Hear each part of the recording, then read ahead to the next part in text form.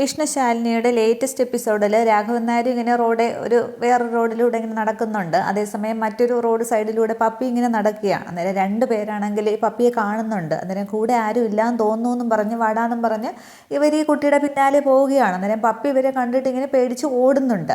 ഇതേസമയം അവിടെ ശ്യാമയാണെങ്കിൽ ഒരു ഉറക്കത്തിൽ നിന്ന് ഒന്നിങ്ങനെ തിരിയുമ്പോൾ കൈ തട്ടുമ്പോൾ ഇങ്ങനെ കുഞ്ഞിനെ കാണുന്നില്ല. തുടർന്ന് എഴുന്നേറ്റ് ലൈറ്റിട്ട ശേഷം അവിടെയൊക്കെ നോക്കുന്നുണ്ട് പപ്പിയെന്ന് വിളിച്ചുകൊണ്ട്. അന്നേരം അവിടെയും കാണുന്നില്ല. തുടർന്ന് രോഹിത്തിനടുത്ത് പോയി ചോദിക്കുകയാണ്. പക്ഷേ രോഹിത്തിനാണെങ്കിൽ ബോധം കെട്ട് ഉറങ്ങുകയാണ്, കണ്ണ് തുറക്കുന്ന പോലും ഇല്ല. അതിനുശേഷം അവിടെയൊക്കെ അന്വേഷിക്കുന്നുണ്ട്. എന്നിട്ട് സങ്കടപ്പെടുന്ന ശ്യാമയാണെങ്കിൽ ശാരദാമ്മയെ ഫോൺ ചെയ്യുകയാണ്. പക്ഷേ ആദ്യത്തെ ആ ഒരു ബെല്ലിനൊന്നും ശാരദാമ്മ ഉണരുന്നില്ല. രണ്ടാമത് ഒന്നുകൂടി വിളിക്കുമ്പോഴാണ് ശാരദാമ്മ ഉണർന്ന് ശാരദാമ്മ ആരായി രാത്രിയിൽ എന്നും പറഞ്ഞ് ഫോൺ എടുത്തിട്ട് ലൈറ്റ് ഇടുകയാണ്. ഈ ലൈറ്റ് ഇടുന്ന ഈ സമയത്തും അവിടെ വിഷ്ണു ശാലിനിയോട് ജനലിൻ്റെ അരികിൽ നിന്ന് സംസാരിച്ചുകൊണ്ടിരിക്കുകയായിരുന്നു. ലൈറ്റ് വെട്ടം കാണുമ്പോൾ പെട്ടെന്ന് വിഷ്ണു പറയുന്നുണ്ട്, ശാരദാമ്മ എഴുന്നേറ്റെന്ന് തോന്നുന്നു, ഞാൻ നിൽക്കുന്നില്ല പോവുകയാണ് എന്ന് പറയുമ്പോൾ ശാലിനിക്ക് അങ്ങ് സങ്കടം വരികയാണ്. തുടർന്ന് വിഷ്ണു ആണെങ്കിൽ ശാലിനിയുടെ കവിളിലേക്ക് ഇങ്ങനെ കൈ വയ്ക്കുന്നുണ്ട്. താൻ സങ്കടപ്പെടേണ്ട, എൻ്റെ നിരപരാധിത്വം തെളിയിക്കാതെ ഞാൻ ആരുടെയും മുന്നിൽ പോയി പെടില്ല എന്ന് വിഷ്ണു പറയുമ്പോൾ വിഷ്ണുവിൻ്റെ ആ ശാലിനിയുടെ കവിളിലിങ്ങനെ വിഷ്ണുവിൻ്റെ കൈ ഇരിക്കുകയാണല്ലോ, ആ കയ്യിലേക്ക് ഇങ്ങനെ ശാലിനി മൊത്തം കൊടുക്കുന്നുണ്ട്. എന്നിട്ട് ആകപ്പാട് വിഷമിച്ച് തന്നെ വിഷ്ണു കൈ വലിച്ചെടുത്തിട്ട് ശാലിനി മുറുകെ പിടിച്ചിരിക്കുകയാണ്. വിഷ്ണു കൈ വലിച്ചെടുത്തിട്ട് ആ ഗേറ്റ് തുറന്ന് വിഷ്ണു പോകുന്നുണ്ട്. ഇതേസമയം ശാരദാമ്മയോട് ശ്യാമ പറയുകയാണ്, കുഞ്ഞിനെ കാണുന്നില്ല എന്ന്. അന്നേരം നീ എന്തോ പറയുന്നത്, രാത്രി കുഞ്ഞിത് എവിടെ പോകാനെന്ന് ചോദിക്കുമ്പോൾ ഞാനൊരു ഉറക്കം കഴിഞ്ഞ് ഉണർന്നപ്പോൾ ഇവിടെ കാണുന്നില്ല, ഇവിടെ എങ്ങും ഇല്ല എന്ന് പറയുകയാണ്. അന്നേരം ശാലിനി അങ്ങോട്ടത്തേക്ക് വരുന്നുണ്ട്. തുടർന്ന് എന്താണെന്ന് ചോദിക്കുമ്പോൾ ശാരദാമ്മ പറയുന്നുണ്ട്, പപ്പി അവിടെ എങ്ങും കാണാനില്ല. അന്നേരം അമ്മ എങ്ങ് ഫോൺ തന്നെയെന്നും പറഞ്ഞ് ശാലിനി ഫോൺ വാങ്ങുന്നുണ്ട്. അന്നേരം എന്താ ശ്യാമ ഉണ്ടായെന്ന് പറയുമ്പോൾ ഇവിടെ എങ്ങും കാണാനില്ല, അവൾക്ക് ഇവിടെ നിൽക്കാനായിട്ട് ഇഷ്ടമല്ല എന്നൊക്കെ പറയുന്നുണ്ടായിരുന്നു, ഇനി അങ്ങോട്ടെങ്ങാനും എന്നിങ്ങനെ പറയുമ്പോൾ നീ ടെൻഷൻ ആകണ്ട, ഞാൻ എന്തായാലും അങ്ങോട്ടത്തേക്ക് വരാം. അന്നേരം രോഹിത് ഉണരുന്നില്ല എന്നൊക്കെ ശാരദാമ്മയോട് പറയുന്നുണ്ടായിരുന്നു. പിന്നെ അവൾ ഇങ്ങോട്ടത്തേക്ക് വരാനായിട്ട് റോഡിലേക്ക് ഇറങ്ങി കാണത്തേ ഉള്ളൂ, നീയും ഇറങ്ങ്, ഞാനും ഇപ്പോൾ അങ്ങോട്ടത്തേക്ക് വരാമെന്ന് പറഞ്ഞിട്ട് പിന്നെ ശാലിനി ഫോൺ വെക്കുന്നുണ്ട്. തുടർന്ന് ഞാനൊന്ന് പോയി നോക്കട്ടെ അമ്മ എന്നിങ്ങനെ ശാലിനി പറയുമ്പോൾ അത് മോളെ രാത്രിയിൽ എന്ന് പറയുമ്പോൾ അവൾ ഇങ്ങോട്ടത്ത് വരാനായിട്ട് ഇറങ്ങിയതായിരിക്കും, ഞാൻ പോയി നോക്കാമെന്ന് പറയുമ്പോൾ എന്നാലും അവൾ ഒറ്റയ്ക്ക് എന്ന് പറഞ്ഞ് ശാരദാമ്മ വിഷമിക്കുകയാണ്. അന്നേരം അമ്മ വിഷമിക്കേണ്ട, ഞാൻ പോയി നോക്കിയിട്ട് വരാം എന്ന് പറഞ്ഞ് ശാലിനി ഇറങ്ങുന്നുണ്ട്. അതേസമയം എൻ്റെ കുഞ്ഞുങ്ങൾക്ക് ഒരാപത്തും വരുത്തരുതേ, അവളെ രക്ഷിക്കണേന്നൊക്കെ ശാരദാമ്മ നിന്നങ്ങോട്ട് പ്രാർത്ഥിക്കുന്നുണ്ട്. ഇതേസമയം ശ്യാമയാണെങ്കിൽ രോഹിത്തിനെ ചെന്ന് വീണ്ടും വിളിക്കുന്നുണ്ട്, രോഹിത്ത് എഴുന്നേറ്റേ, പപ്പിയെ കാണാനില്ല, നമ്മുടെ മോളെ കാണാനില്ല എന്ന് പറയുമ്പോൾ ഏത് മോള്, എനിക്ക് മോളൊന്നുമില്ല പോന്നും പറഞ്ഞ് രോഹിത്ത് അങ്ങോട്ട് വഴക്ക് പറയുകയാണ്. ആ കിടന്ന കിടപ്പിൽ തന്നെ കണ്ണു തുറന്ന് ശ്യാമയെ നോക്കുകപോലും ചെയ്യുന്നില്ല. ഒരു ബോധമില്ലായ്മയിൽ നിന്നുകൊണ്ട് തന്നെയാണ് രോഹിത്ത് പറയുന്നതും. അന്നേരം ഞാൻ ഈ വീട് മുഴുവൻ നോക്കിയിട്ടാണ് വിളിക്കുന്നത്, നമുക്ക് മോളെ പോയി നോക്കണ്ടേ, എഴുന്നേക്ക് എന്ന് പറയുമ്പോൾ ശല്യം ഒന്നും ഉറങ്ങാനും സമ്മതിക്കില്ല, അവൾ അവിടെ എങ്ങാനും കാണും എന്ന് പറഞ്ഞിട്ട് രോഹിത്ത് അങ്ങ് തിരിഞ്ഞു കിടക്കുകയാണ്. അന്നേരം ശ്യാമ പറയുന്നുണ്ട്, നിങ്ങൾക്ക് വേണ്ടെങ്കിൽ വേണ്ട, എനിക്ക് എൻ്റെ മോളെ വേണം, ഞാൻ പോയി അന്വേഷിക്കാൻ പോവുകയാണ്, നിങ്ങൾ ഒരു കാലത്ത് നന്നാവില്ല, പുഴുത്തേ ചാവത്തുള്ളൂ എന്നൊക്കെ പറഞ്ഞിട്ട് ശ്യാമയോടെ നിന്ന് ഇറങ്ങുന്നുണ്ട്. ഇതേസമയം അവിടെ ശാലിനി ആണെങ്കിൽ ഒരു ഓട്ടോയിൽ ഇങ്ങനെ വരുന്നുണ്ട്. വഴിയിൽ കച്ചവടക്കാരോടൊക്കെ പപ്പിയുടെ ഫോട്ടോ കാണിച്ചിട്ട് കണ്ടോ എന്നൊക്കെ ചോദിക്കുമ്പോൾ അവരൊക്കെ ഇല്ല എന്ന് പറയുകയാണ്. ഈ സമയത്ത് പപ്പിയാണെങ്കിൽ ഇങ്ങനെ ഓടി എത്തുമ്പോൾ പിന്നെ രാഘവൻ നായരാണെങ്കിൽ നടന്ന് ഒരു ഒഴിഞ്ഞ കെട്ടിടത്തിൻ്റെ ഒരു വരാന്തയിലേക്ക് ആ ഒരു തിണ്ണയിലേക്ക് ഇരിക്കുന്നുണ്ട്. ഈ സമയം പപ്പി ഇങ്ങനെ ഓടി വരുമ്പോൾ രാഘവൻ നായർ ഇരിക്കുന്ന കാണുകയാണ്. എന്നിട്ട് അച്ചച്ചാന്നും പറഞ്ഞ് ഓടിച്ചെന്ന് രാഘവൻ നായരെ പിടിക്കുന്നുണ്ട്. പക്ഷേ രാഘവൻ നായർ അങ്ങ് കുട്ടിയെ നോക്കുന്ന പോലും ചെയ്യുന്നില്ല. പക്ഷെ വീണ്ടും പപ്പി അച്ചച്ച ഇത് പപ്പിമോളാണ് എന്നിങ്ങനെ പിടിച്ചു കുലുക്കി പറയുമ്പോൾ രാഘവൻ നായർക്ക് പെട്ടെന്ന് ഓർമ്മ വരികയാണ്. ഇത്രയും നേരം ഒരു ഓർമ്മ പോലും ഇല്ലാതെയാണ് രാഘവൻ നായർ നടന്നു വന്ന് അവിടെ ഇരുന്ന്. അന്നേരം മോളെന്താ ഇവിടെ എന്ന് പറഞ്ഞിട്ട് രാഘവൻ നായർ ചുറ്റും ഇങ്ങനെ ശ്രദ്ധിക്കുകയാണ്. അല്ല ഞാനെന്താ ഇവിടെ എന്ന് പറഞ്ഞിട്ട് രാഘവൻ നായരും അങ്ങ് അന്തം വിടുന്നുണ്ട്. അന്നേരം ഓർമ്മ വരികയാണ്. അന്നേരം അതൊക്കെ നമുക്ക് വീട്ടിൽ പോയിട്ട് പറയാം, ഇല്ലെങ്കിൽ അവരെന്നെ പിടിക്കാൻ വരുന്നു, എന്നെ പിടിക്കുമെന്ന് പറഞ്ഞിട്ട് ഈ കുട്ടി ആകെ പേടിച്ച് രാഘവൻ നായരെ അങ്ങ് മുറുകെ പിടിക്കുകയാണ്. അന്നേരം ഈ ഓടിച്ചുകൊണ്ട് വന്ന രണ്ടുപേരാണെങ്കിൽ ഓടി വന്ന് ഈ കുട്ടിയെ അങ്ങ് പിടിക്കുകയാണ്. വീട്ടിൽ നിന്ന് വഴക്കിട്ട് വന്നതാണ്, ഞങ്ങൾ കൊണ്ടുപോവുകയാണെന്ന് പറഞ്ഞ് കുട്ടിയെ പിടിക്കുമ്പോൾ രാഘവൻ നായർ സ്റ്റിക്ക് കുത്തി എഴുന്നേൽക്കുന്നുണ്ട്. കൊച്ചിനെ വിടറാന്ന് പറയുമ്പോൾ വീണ്ടും ഒരു പിടിക്കുകയാണ്. പെട്ടെന്ന് രാഘവൻ നായർ സ്റ്റിക്ക് കൊണ്ട് അതിൽ ഒരാളിനെ അങ്ങ് കുത്തുന്നുണ്ട്. അന്നേരം അയാൾ ചെന്ന് വീഴുമ്പോൾ മറ്റേ ആൾ പിടിക്കുകയാണ്. അന്നേരം എന്നെ പിടിക്കാതെ പോയി കൊച്ചിനെ പിടിക്കടാന്ന് പറഞ്ഞിട്ട് അയാൾ ഈ കൊച്ചിനെ പിടിക്കുമ്പോഴത്തേക്ക് രാഘവൻ നായർ കൊച്ചിനെ രക്ഷിക്കാനായിട്ട് ശ്രമിച്ചുകൊണ്ടെങ്കിൽ അവിടെ പിടിവലിയൊക്കെ ആവുകയാണ്. ഈ സമയത്താണ് ശാരദാമ്മയുടെ വീട്ടിൽ നിന്ന് വന്ന വിഷ്ണു അതുവഴി വരുന്നതും. അന്നേരം വിഷ്ണു ബഹളം കേടി തിരിഞ്ഞു നോക്കുമ്പോൾ അച്ഛനോ എന്ന് പറഞ്ഞിട്ട് വിഷ്ണു ഇങ്ങനെ നോക്കുന്നുണ്ട്. അന്നേരം ഈ കുട്ടിയെ പിടിച്ചിരിക്കുന്ന ആളെ വിഷ്ണു ഓടി ചെന്നൊരു ചവിട്ട് കൊടുക്കുകയാണ്. എന്നിട്ട് അപ്പോൾ വിഷ്ണു അച്ഛാന്നും പറഞ്ഞ് പപ്പി അങ്ങ് വിഷ്ണുവിന് വട്ടം ചുറ്റി പിടിക്കുന്നുണ്ട്. അന്നേരം അച്ഛൻ എന്താ ഇവിടെ എന്ന് ചോദിക്കുമ്പോൾ അത് ഞാൻ എന്താ ഇവിടെ, എന്തുവാടാ അറിയില്ല എന്നൊക്കെ പറഞ്ഞ് രാഘവൻ നായർ ഇങ്ങനെ നിൽക്കുമ്പോൾ വിഷ്ണു ഇങ്ങനെ രാഘവൻ നായരെ തന്നെ ശ്രദ്ധിക്കുകയാണ്. ആ ഒരു ഓർമ്മക്കുറവുണ്ടെന്ന് പറഞ്ഞത് വിഷ്ണുവിന് അന്നേരം രാഘവൻ നായരുടെ അവസ്ഥയിൽ വിഷ്ണുവിന് വല്ലാതെ വിഷമിക്കുകയാണ്. തുടർന്ന് വിഷ്ണു ആണെങ്കിൽ ഈ പിടിച്ച ആളിനെ പിടിക്കാൻ വന്നവർ വീണ്ടും പറയുന്നുണ്ട്, പിന്നെ കൊച്ചു വീട്ടിൽ നിന്ന് വഴക്കിട്ട് വന്നതാണ്, അന്നേരം കള്ളം പറയുന്നോടാന്ന് പറഞ്ഞിട്ട് പിന്നെ ഈ വിഷ്ണു ആണെങ്കിൽ ഇങ്ങനെ പിടിച്ചിട്ട് അടിക്കാനായിട്ട് ഇങ്ങനെ കൈ ഓങ്ങുമ്പോൾ പെട്ടെന്ന് പോലീസ് വണ്ടി വരുന്നുണ്ട്. അന്നേരം അച്ഛാ കൊച്ചിനെ നോക്കിയോളണേ എന്ന് പറഞ്ഞിട്ട് അവന്മാർ പിടിച്ചങ്ങോട്ട് തള്ളിയിട്ട് വിഷ്ണു ഈ കെട്ടിടത്തിനകത്തുകൂടി പുറകു വശത്തേക്ക് അങ്ങ് ഓടുകയാണ്. അന്നേരം പോലീസ് വണ്ടി വരുന്നുണ്ട്.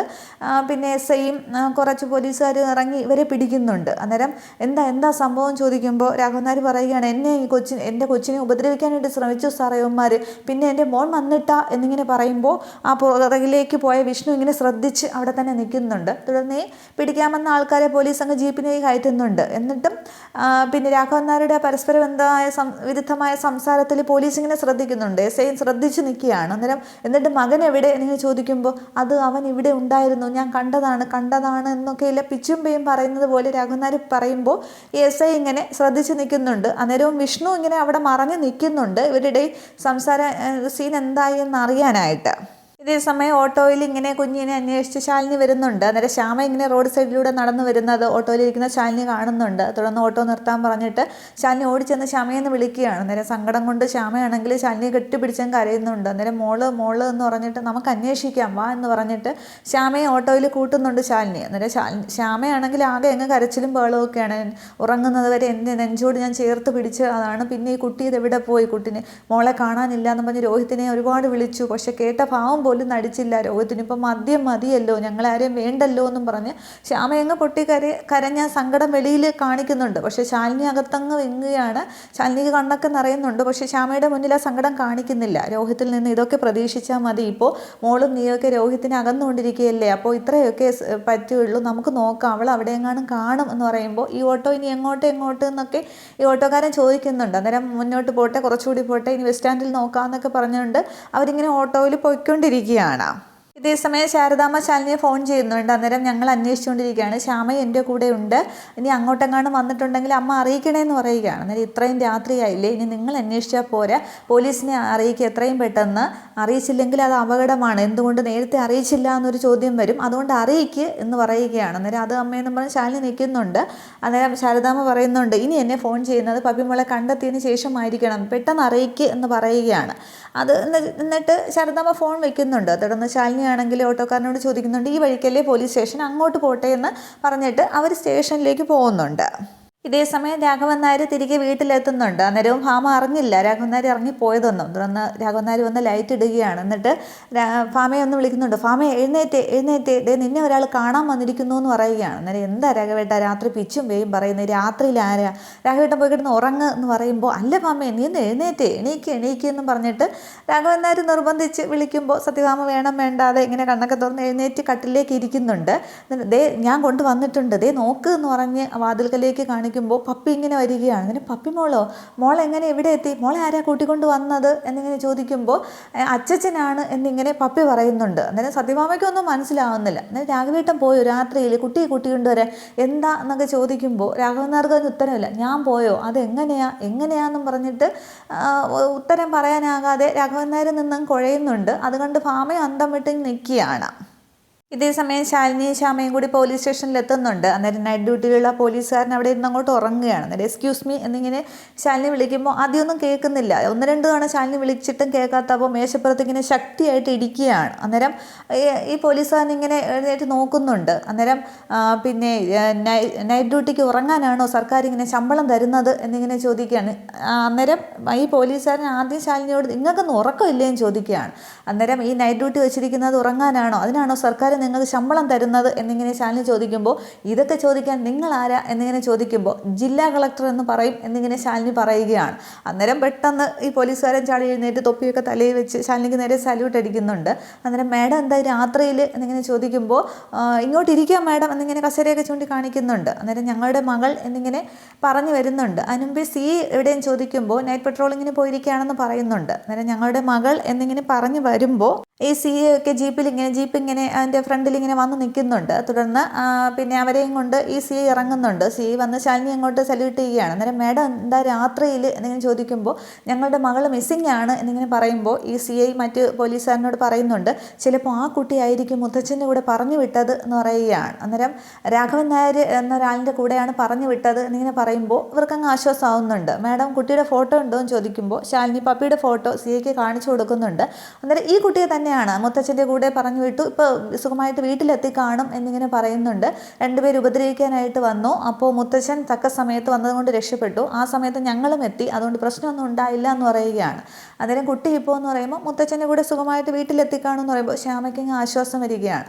അന്നേരവും ശാലിനി സംശയിച്ചിട്ട് ശാലിനിയാണെങ്കിൽ രാഘവൻ നായരുടെ ഫോട്ടോ മൊബൈലിൽ എടുത്തിട്ട് ഈ സി ഐക്ക് കാണിച്ചു കൊടുക്കുന്നുണ്ട്. നിങ്ങൾ ഈ പറഞ്ഞ മുത്തച്ഛൻ ഇതാണോ എന്ന് ചോദിക്കുമ്പോൾ ഇത് തന്നെ രാഘവൻ നായർ ഇത് തന്നെ എന്ന് പറയുകയാണ്. അന്നേരമാണ് ഇവർക്കങ്ങ് ശ്വാസം നേരെ വീഴുന്നത്. അതിനുശേഷം അപ്പോൾ ഇവന്മാരെ എന്ത് ചെയ്യണം മാഡം എന്നിങ്ങനെ ശാലിനിയോട് ഈ സി ഐ ചോദിക്കുകയാണ്. ഇങ്ങോട്ട് നീങ്ങി നിൽക്കിടാന്നും പറഞ്ഞിട്ട് ഇവർ ശാലിനിയുടെ മുന്നിലേക്ക് ഇങ്ങനെ നിർത്തുന്നുണ്ട്. അന്നേരം ശാലിനി ഇവർ നോക്കുന്നുണ്ട്. അന്നേരം കാക്കി വേഷമാണ് അവരുടേത്, ഓട്ടോ ഡ്രൈവേഴ്സാണ് അവർ. അന്നേരം ശാലിനി പറയുന്നുണ്ട് സാധാരണക്കാർ രാത്രി ബസ് കിട്ടാതെ വരുമ്പോൾ ഓട്ടോയാണ് ആശ്രയിക്കുന്നത്, അവർക്ക് സുരക്ഷിതമായിട്ട് പോകാമെന്നുള്ളൊരു വിശ്വാസത്തോടു കൂടിയാണ് ഓട്ടോയിൽ കയറുന്നത്. അപ്പോൾ അവർ തന്നെ ഇങ്ങനെ കാണിച്ചാൽ സാധാരണക്കാരെ സ്ത്രീകൾക്കും ആളുകൾക്കും ഒക്കെ പുറത്തിറങ്ങി നടക്കാനായിട്ട് കഴിയില്ലല്ലോ, രാത്രിയിൽ സഞ്ചരിക്കാനായിട്ട്. അപ്പോൾ വിശ്വാസമുള്ള ആളുകളാണ് ഓട്ടോക്കാരായിട്ട് വരേണ്ടത്, അല്ലാതെ ഇങ്ങനെയുള്ള തെമ്മാടികളല്ല എന്നൊക്കെ പറഞ്ഞിട്ട് ഇവരുടെ കാര്യം നാളെ പറയാം, ഞാൻ എന്തായാലും വിളിച്ചു പറയും, ഇവരെ അങ്ങനെ വെറുതെ വിടാനായിട്ട് പറ്റില്ലല്ലോ എന്നിങ്ങനെ പറയുമ്പോഴും ഈ രണ്ടുപേരും ഇങ്ങനെ തലവനിച്ച് നിൽക്കുകയാണ്. തുടർന്ന് ശാലിനി അവരുടെ മുന്നിലേക്ക് ചെന്നിട്ട് പറയുന്നുണ്ട് എൻ്റെ കൊച്ചിൻ്റെ കൈത്തണ്ടയിലെങ്ങാനും നീ എങ്ങാനും തൊട്ടിട്ടുണ്ടെങ്കിൽ പോക്സോ കേസിൽ അറസ്റ്റാണ്, ഇത് പറയുന്നത് ശാലിനിയാണ്, ശാലിനി വിഷ്ണു എന്നിങ്ങനെ പറഞ്ഞിട്ട് ഇവരെ ഇങ്ങനെ ദേഷ്യത്തോടെ നോക്കി നിൽക്കുന്നു. അപ്പം നേരത്തേക്കും എപ്പിസോഡ് അവസാനിക്കുകയാണ് ചെയ്യുന്നത്. അപ്പോൾ ഇനി അടുത്ത എപ്പിസോഡിൽ എന്താണെന്നുള്ളത്, വിഷ്ണുവിന് എന്തെങ്കിലും തെളിവ് കണ്ടെത്തുമോ എന്നുള്ളതാണ്. ചന്ദ്രബോസിനെതിരെ എന്തൊക്കെയോ തെളിവ് ശാലിനിയും വിഷ്ണു കൂടി സംഘടിപ്പിക്കും. അതിനുശേഷമാണ് അവർ ആ കേസ് തെളിയിക്കുന്നതൊക്കെ. അതൊക്കെ കാണാം. Okay, thank